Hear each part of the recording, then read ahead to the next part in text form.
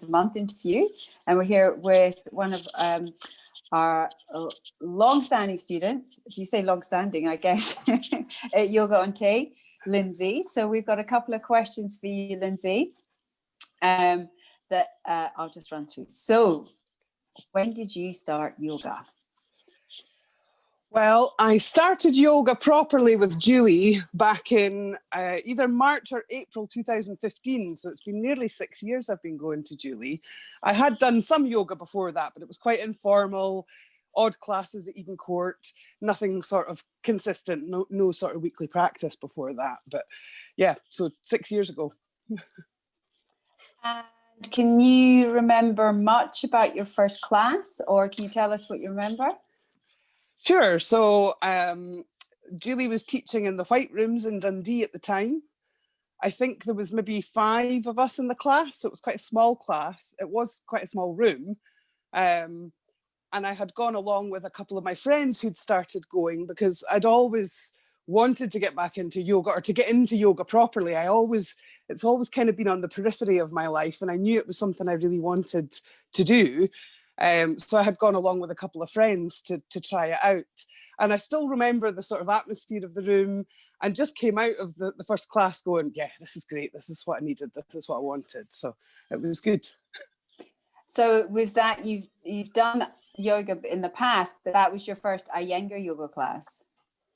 Yeah, so that was the first time I came across Iyengar, and I'm so glad I did, because it's definitely the type of yoga that I needed and was looking for. Oh, that's interesting. And what is it then that you felt sets it apart from other types of yoga? So I think the good thing about Iyengar, or the thing, so I'm forever trying to talk people into going to yoga, and I'm always extolling the virtues of Iyengar. And I think, and I always explain it to them in that it's about precision in the poses.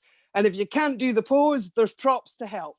So it's, it doesn't matter where you are on your yoga journey, you can do Iyengar yoga because all of the support is there, which has become increasingly important for me as time's moved on. And that's, so why do you practice yoga, Lindsay? And what does it give or do for you? Well, when I started out, I just really wanted to do yoga. I knew it was something I really wanted in my life. And I had some DVDs and things that I used to do, but it was, nothing like what we get in class from Julie. So I started out just wanting to do yoga as part of my exercise regime. But later in that same year, I was diagnosed with an autoimmune disease. And part of that autoimmune disease is muscle wastage, problems with balance, problems with strength. And Iyengar has definitely helped sort of slow down those effects in me. So my strength kind of goes up and down depending on where my levels are at.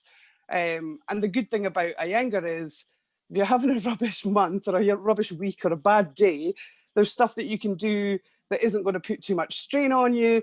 Or if you're feeling really fit and strong, then there's loads you can do, doing the same class. It's just that if I'm feeling great, then I'll do it all without props and, be full on with every pose.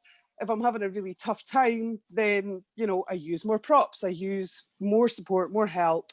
And the fact that you can do that, I think, sort of sets it apart from other kinds of yoga. And because it's about precision, and that's more important, it helps build muscles. I think I would be in a much, much worse position than I am if I hadn't been doing Iyengar yoga throughout, the past 6 years. Great. And now I know you're saying sometimes, obviously, the yoga that you practice on a given day is dependent on how you feel.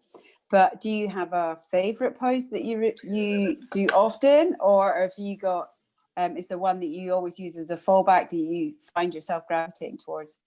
Yeah, so I think the one that I probably do the most, so I come from a family who all have back issues.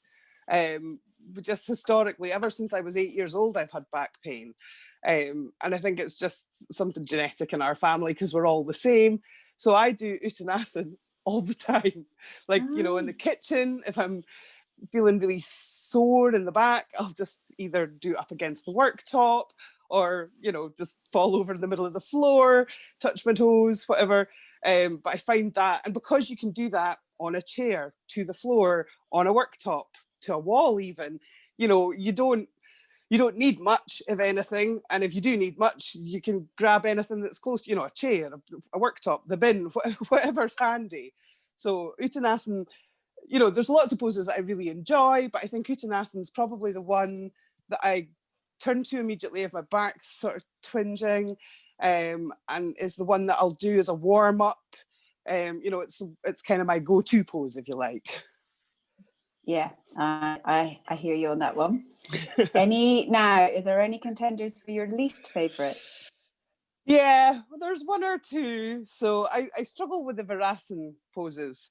Anything where my feet are under my legs, because of my condition, I get really sore, like painful feet when I'm doing things like that.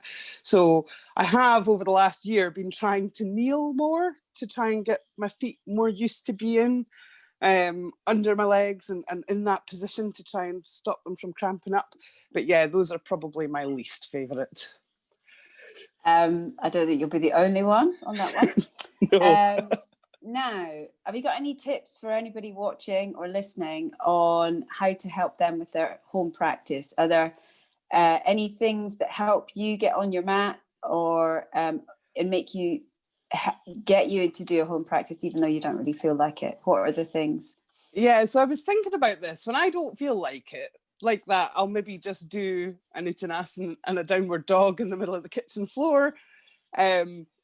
If I know that I really need to go and do some practice and I'm really not feeling like it, I'll just go and lie on my mat for 10 minutes. And I get bored and start doing yoga just because I think, oh, this is boring, and I kind of sneak my way into it that way. Because once you've done some, you feel 100 times better. So, even if you just go, I'll just go and lie on my mat and stick my legs in the air for 5 minutes, and from that you'll, oh, actually I could do with, a bit of a stretch here. So I'll do this pose, or I need a bit of a stretch there, so I'll try that.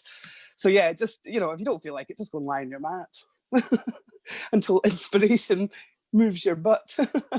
Lindsay, I love that. I think that is excellent advice, and I think probably massively useful. Just go and lie on your mat. That's all you need to do, because then, as you say, your body will take over, and you're like, oh, I need to do a bit of this or a bit of that. So that's great advice. I like that. And how are you feeling about Zoom classes? I know we have classes in the studio, but how do you find yoga on Zoom? Well, I'm just glad there is yoga on Zoom, because I think if I had been, well, we're heading in towards a year now without yoga, I think would have been a bit of a disaster. So I'm really thankful that Julie was able to get classes onto Zoom. And it does have its benefits. You're already at home. I obviously travel quite a distance to come to yoga in Newport-on-Tay. So, I'm 40 minutes in the car there, 40 minutes home. So it kind of cuts that out. It makes it a much, I'm not getting in at 10:15 at night. I'm coming downstairs at 9:15, and I can just kind of go, oh, right, shower and a flump on the sofa for half an hour. So I quite like the Zoom. I mean, I know there's obviously benefits to being in studio, and it's better if Julie's right there going, no, this goes here and that goes there and move this round here, which obviously she hasn't been able to do just now, even when we were in the studio. And it's nice to have that bit of chat with your fellow yogis, and that's kind of nice. And of course, I usually go to yoga with my sister, or with one of my sisters, and so her and I have 20 minutes in the car on the way there and on the way back for the chat. So I'm missing that. But as far as the yoga is concerned, I think I was in quite a good position because I'd been going for so long. And there's always more to learn, but I think I had a really good base to kind of build from. So when Julie says, do this, I'm not kind of peering at the screen because I know what she's talking about, because we've covered it before. So it makes, I think, well, it's been quite easy for me. I realise not everybody's had that same positive experience, but I think it's been fantastic. Great, Lindsay. That's fantastic. Thank you so much for answering my questions there. Our Yogi of the Month for January 2021. Thank you, Lindsay, and we look forward to seeing you back in the studio at Yoga on Tay, hopefully sometime soon. Yeah, that would be nice to get back to the studio, but thankfully in the meantime we've got Zoom to keep us going. So Yeah. I've got I don't know, what's that, 5 hours until my next class. Quite looking forward to tonight. So. Great stuff. Right, I'm gonna stop recording.